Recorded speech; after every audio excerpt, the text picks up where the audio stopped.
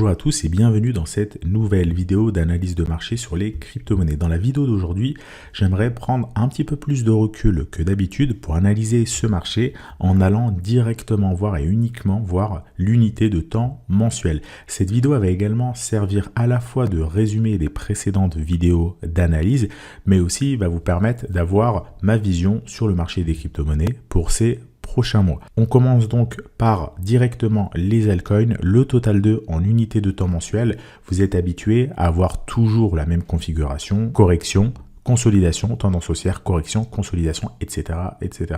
Sur les phases de correction, évidemment, il faut être en dehors du marché. Sur les phases de consolidation, il faut patienter et il faut entrer en position au début d'une phase de tendance haussière. Typiquement, ici, on a eu la phase de consolidation. Le signal d'achat aurait été ici, sur la cassure des bandes de Bollinger, vous voyez la forte tendance haussière. Ici, on a une consolidation, les bandes de Bollinger se rétractent. On casse par le haut les bandes de Bollinger et la précédente résistance, tendance haussière. Ici, pareil, une énorme consolidation, les bandes de Bollinger sont contractées. Est-ce qu'il faut rentrer en position? Eh bien, vous le voyez qu'on est vraiment à deux doigts d'avoir le signal d'achat, le gros signal d'achat sur l'unité de temps mensuel sur les altcoins. Pourquoi? Parce qu'on a une consolidation, on a une résistance qui est clairement marquée avec la borne haute des bandes de Bollinger. Il suffit d'avoir une nouvelle bougie haussière qui casse un petit peu tout ça pour avoir un nouveau cycle haussier sur le marché des crypto-monnaies. On ne l'a pas encore, même si vous l'avez vu ces derniers jours, à court terme, on a des crypto-monnaies par-ci, par-là qui prennent plus 30, plus 40, plus 50% en une journée. C'est absolument rien parce que le marché n'est pas encore totalement réveillé. On a juste des crypto-monnaies qui pop par-ci, par-là. Évidemment, l'idée, c'est de se positionner en mettant les probabilités de l'autre côté. Et donc, pour ça, il faut attendre que le marché, dans sa globalité, se réveille avec une forte bougie haussière ici. On casse les différents niveaux de résistance et là, on pourra se positionner tranquillement sur n'importe quel altcoin finalement, ou presque, parce qu'elles vont toutes plus ou moins pumper sur le prochain cycle, a priori, comme ça a été souvent le cas sur les précédents cycles. Donc voilà, on attend toujours cette cassure de résistance qu'on n'a pas encore pour le moment, mais ça ne saurait tarder. Moi, je table sur une année 2024 qui serait haussière. On peut tabler ici sur un mois de novembre qui continue à monter légèrement pour aller titiller la borne haute des bandes de Bollinger. Un mois de décembre potentiellement haussier ou qui stabilise. Et ensuite, on part sur une année 2024 où là, on devrait être très haussière. Ça peut être haussier dès le mois de décembre, ça peut être haussier dès février 2024, dès avril 2024, personne ne le sait. Mais en tout cas, en termes de configuration, vous voyez bien qu'on a une sorte de répétition et donc on peut tabler clairement sur les prochains trimestres à un mouvement qui serait fortement haussier sur le total 2. Si on bascule sur le total 2 contre le Bitcoin, on a sensiblement la même configuration, sauf que là, ça va nous permettre de voir la surperformance des alts par rapport au Bitcoin. On a toujours le même principe de consolidation, tendance haussière, correction, consolidation, etc., etc. Et donc, vous le voyez, on a le marché des alts par rapport au Bitcoin qui, depuis 2018, se trouve sur un énorme range avec une résistance ici qui n'a toujours pas été franchie, qui a failli être franchie en fin d'année dernière, mais qui ne l'a pas été. On avait d'ailleurs, vous le voyez, des bandes de Bollinger très contractées. On avait un setup quasiment parfait pour avoir le signal d'achat. Malheureusement, on a cassé la borne basse des bandes de Bollinger et donc on est parti chercher le prochain niveau de support. Vous voyez, ce niveau de résistance ici et ici est devenu support, est devenu zone pivot et actuellement, le prix semble rebondir dessus. Donc, on peut là aussi se dire qu'on pourrait aller rechercher la borne haute. Qui dit aller rechercher la borne haute dit un marché des alts qui surperformerait, en tout cas à court ou moyen terme, le Bitcoin. Le Bitcoin aujourd'hui a encore pas mal de dominance. On est à plus de 50% de Bitcoin en termes de dominance par rapport au marché total des crypto-monnaies. Évidemment, si les alts rebondissent, on peut tabler sur un Bitcoin qui descend sous les 50%, qui va peut-être aller chercher les 40%. C'est un scénario qui est tout à fait convenable. C'est absolument pas choquant. Il l'a d'ailleurs déjà fait par le passé. Donc voilà pour le total 2 contre le Bitcoin. Le Bitcoin a fait son cycle de hausse. Le Bitcoin d'ailleurs historiquement a moins performé que ce qu'il n'a fait sur l'année 2023. Si vous regardez la performance du Bitcoin sur 2023, ça fait partie des plus grandes performances historiques par rapport à l'historique justement du prix du Bitcoin. Si vous faites une moyenne de la performance du Bitcoin, eh bien, il a quand même pas mal performé sur 2023. Évidemment, là, je parle des performances récentes du Bitcoin depuis 2018. C'est sûr que si on va chercher après des performances sur 2012-2013, là, c'est autre chose. Donc, le Bitcoin historiquement a moins performé que cette année. Donc, on peut se dire qu'il faut que d'ici la fin de l'année, il se calme un petit peu, il consolide vers les 35 000, 40 000 $, alors que d'autres crypto-monnaies pourraient pumper. Par exemple, l'Ether qui, cette année, a par exemple historiquement moins performé que son historique. Et donc, on pourrait s'attendre à un rattrapage sur l'Ether et sur les alts de manière générale. Donc voilà pour le total 2 et le total 2 contre le Bitcoin. On peut maintenant passer au total 3, toujours sur l'unité de temps mensuel. Là, je vais aller un petit peu plus vite parce que c'est la même configuration. On a tendance haussière, consolidation, tendance haussière, etc. Et vous voyez qu'on est toujours ici sur une consolidation, des bandes de Bollinger qui sont resserrées.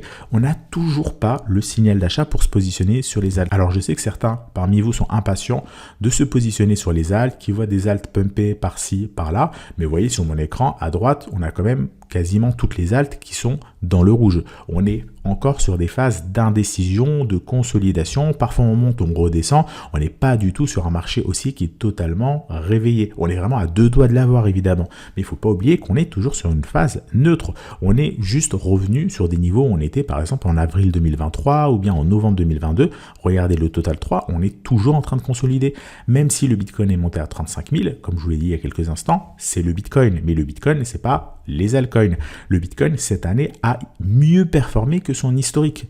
Donc se positionner sur le Bitcoin, pourquoi pas, il y avait effectivement des signaux d'achat, mais sur l'Ether, on n'a pas encore le gros signal d'achat. On l'aura dès qu'on cassera le niveau des 2000 $, on y viendra dans quelques instants. Mais sur les alts, on n'a pas encore le signal d'achat de bull market, encore une fois, on l'a pas, mais on est vraiment pas loin de l'avoir. Donc sur le total 3, on est toujours sur une phase de consolidation, il faudra vraiment surveiller la cassure de ce range, mais de manière générale, la cassure de tous les ranges devrait arriver le même mois a priori.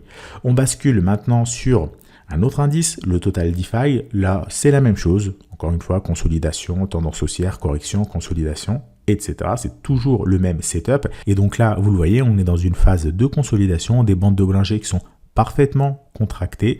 On a dessiné une résistance parfaite et donc là, il faut simplement attendre de la franchir pour se positionner.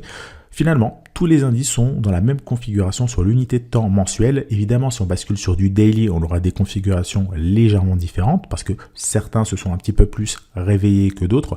Mais si on prend du recul, et c'est important parfois de prendre du recul, on voit que tous les indices sont dans une même configuration graphique de consolidation en unité de temps mensuel et qu'il faut patienter pour avoir le signal d'achat. Juste avant de passer à l'analyse du Bitcoin et de l'Ether, j'aimerais vous parler de quelque chose. Vous l'avez vu dans le titre de cette vidéo, durant le précédent bear market qui a priori maintenant est terminé, donc bear market qui a duré d'environ novembre, décembre 2021 jusqu'à peu près septembre, octobre 2023, notre algorithme a fait une performance qui a été positive. Notre algorithme, notre stratégie CryptoTrader. Pour être un petit peu plus précis sur les chiffres, et ça j'y reviendrai prochainement, de janvier 2022 jusqu'à octobre 2023, nous avons une performance positive à deux chiffres, une performance de 12,7%. Alors 12,7%, ça paraît pas grand-chose depuis janvier 2022, mais ça reste une performance qui est positive, alors que le marché, lui, a fortement baissé. Le Bitcoin, par exemple, de janvier 2022 à octobre 2023, a une performance de moins 25%. Et les altcoins, c'est encore pire. Le total 2 dont on vient de parler a une performance de moins 56%. Donc vous le voyez que notre stratégie a non seulement préservé le capital sur le précédent bear market, au lieu de faire moins 56% ou voire même faire pire, prendre du levier, liquider les clients ou tout simplement fermer les comptes, nous absolument pas. On a une performance qui a été positive, une performance à deux chiffres alors que le marché a dégringolé. Ça, c'était sur le précédent bear market qui est a priori sur le point de s'achever. Alors imaginez ce qu'on peut faire sur des phases de bull market comme on a pu le faire justement sur les précédents bull market, notamment celui de la période fin 2020, début 2021. Si ça vous intéresse de suivre notre stratégie sans avoir à rien faire, il vous suffit de cliquer sur le lien qui se trouve en description pour accéder au site CryptoTrader. Je vous rappelle qu'on est transparent sur toutes les informations, sur toutes les performances. Vous trouverez l'historique de notre performance.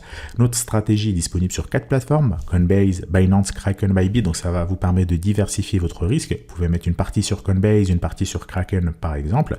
Et vous voyez donc notre performance mensuelle depuis janvier 2018, notre performance annuelle depuis janvier 2018, etc., etc. Je vous donnerai un petit peu plus d'informations prochainement sur les résultats qu'on a eu sur l'année 2022 et sur l'année 2023. Je vais attendre que l'année 2023 2023 se termine pour le faire. Mais si ça vous intéresse, vous pouvez d'ores et déjà aller tester notre stratégie. Je vous rappelle qu'actuellement, il y a une période d'essai, donc ça ne vous engage en rien. Cette période d'essai, on va l'enlever très prochainement. Dans les prochains jours, on ne proposera finalement plus de période d'essai. On l'a proposé récemment, on le propose depuis quelques mois, mais on va enlever cette fonctionnalité. Donc pour ceux que ça intéresse et qui ne veulent pas prendre de risques et qui veulent regarder à quoi ressemble notre stratégie, prenez un essai gratuit, ça ne vous coûte rien. Si ça ne vous intéresse pas, vous résiliez l'abonnement. Si ça vous intéresse, eh bien vous le gardez. L'offre d'essai gratuit, a priori, ne sera plus disponible sur le site, normalement d'ici une semaine ou deux. Donc voilà par rapport à notre stratégie, vous avez l'historique, comme je vous le disais, des performances, vous avez également une fact sheet pour avoir toutes les informations et ça va également dépendre du capital que vous souhaitez gérer. Si vous avez un capital sur la tranche 1000 à 25 000, 25 000 à 50 000, etc. Si vous avez plus de 100 000 euros que vous souhaitez nous déléguer, on a également une offre de mandat de gestion où là vous allez être facturé sous forme de frais de performance et non pas sous forme d'abonnement. Donc toutes les informations pour ceux que ça intéresse se trouvent sur le lien en description. On a une performance encore une fois qui a été positive sur le bear market. Très peu de personnes peuvent se targuer d'avoir une telle performance. À ma connaissance, peut-être même personne n'a eu une telle performance sur ce précédent bear market. Donc là, on arrive en phase de bull market. C'est le moment d'en profiter pour nous rejoindre et suivre notre stratégie, encore une fois, de façon totalement automatisée. Évidemment, lorsque vous nous rejoignez, vous avez également accès à un Discord pour discuter avec les autres membres. Donc voilà par rapport à CryptoTrader, les liens se trouvent dans la description et on va poursuivre avec l'analyse de la vidéo. Analyse du Bitcoin en unité de temps mensuelle. Comme je vous le disais, le Bitcoin a cette année plus performé que ce qu'il avait fait historiquement. Il a même d'ailleurs plus performé que l'Ether et que quasiment toutes les altcoins.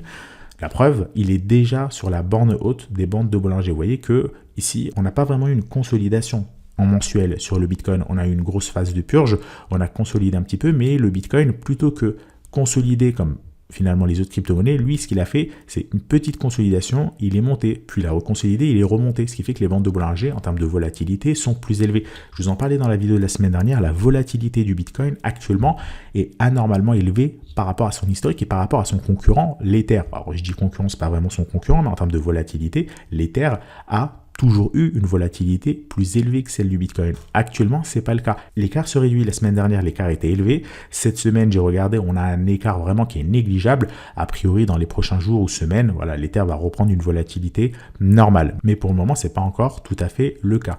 Donc, vous le voyez, le Bitcoin arrive sur une grosse zone de résistance, la borne haute des bandes de Bollinger. La preuve, il est en train de s'arrêter dessus, il est en train de buter. Donc, c'est pas impossible qu'il nous fasse une légère correction, stabilisée vers les 31 000, 32 000 $, consolider, ce qui va permettre aux alts d'en profiter pour rebondir. Passons maintenant à l'analyse de l'Ether. Donc l'Ether, on voit ici de manière beaucoup plus nette la consolidation sur l'unité de temps mensuel, des bandes de Bollinger qui se rapprochent. Vous voyez, on a toujours le même setup, hein. Consolidation, tendance haussière, correction, consolidation, tendance haussière, correction.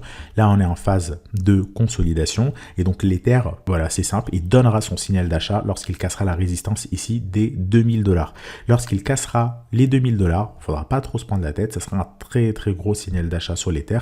Et le stop loss, logique, sous le dernier creux ici, vers les 1500 $, tout simplement. Pour le moment, encore une fois, l'Ether n'a pas donné son signal d'achat, le total 2, le total 3, personne finalement n'a donné de signal d'achat en mensuel, mis à part le Bitcoin. Mais on est encore une fois à deux doigts d'avoir ce fameux signal d'achat. Ça peut arriver dans les prochains jours, ça peut arriver la semaine prochaine, dans 2 semaines, dans un mois.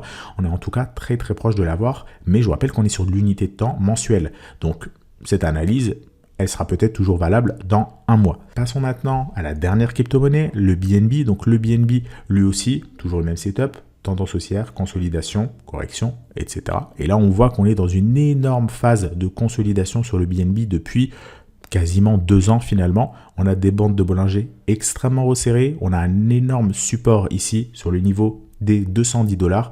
Donc vous le voyez, on semble vouloir tenir ce support et rebondir. Et là, on a de la marge pour aller chercher le niveau des 350 $, la prochaine résistance ici, également la bande haute des bandes de Bollinger. Donc voilà par rapport à cette vidéo. J'espère que ça vous a un petit peu plus éclairé sur la situation actuelle des crypto-monnaies. Si c'est le cas, n'oubliez pas de laisser un like sous la vidéo. Si vous avez des questions, laissez-les dans les commentaires. La vidéo de la semaine dernière a plutôt bien marché, donc c'est un sujet a priori qui semble vous intéresser. De temps en temps, parler du long terme sur les crypto-monnaies. Donc n'hésitez pas à poser des questions, faire des retours. Ça me permettra d'adapter les prochaines vidéos. Je vous rappelle que si vous voulez suivre notre stratégie de façon totalement automatisée, sans prise de tête, les liens se trouvent dans la description. Vous aurez également le lien de la documentation. Si vous voulez avoir toutes les informations avant de nous rejoindre, il suffit de lire la documentation et vous n'aurez pas de surprise. Vous allez voir, c'est extrêmement simple à configurer, seulement quelques minutes de prise en main. Voilà par rapport à cette vidéo. Je vous remercie d'avoir suivi. Je vous souhaite à tous une excellente soirée. On se retrouve la semaine prochaine pour une nouvelle vidéo d'analyse sur les crypto-monnaies.